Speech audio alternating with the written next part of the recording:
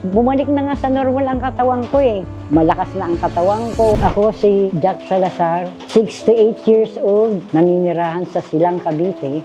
Dumating ang puntong hindi ko namamalayan na tumataas na pala ang sugar ko at yun ang muntik ng maging dahilanan para bawian ako ng buhay.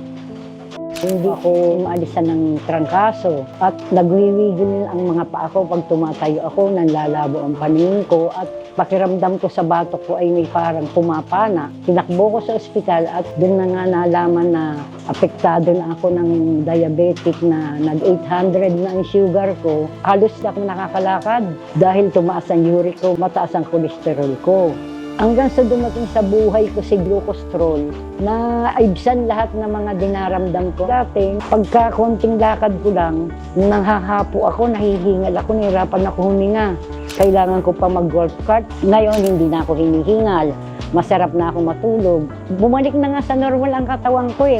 Malakas na ang katawan ko, wala nang pananakit ng paa ko, magana ako, hindi na ako palaihi, masarap ang tulog ko. Bumaba na rin ang dugo ko, naging normal na. Hindi naman ako natatakot, meron na akong glucostrol. At pakiwari ko, lagi ako may pera kasi tuloy ang hanap buhay ko dahil sa kanya.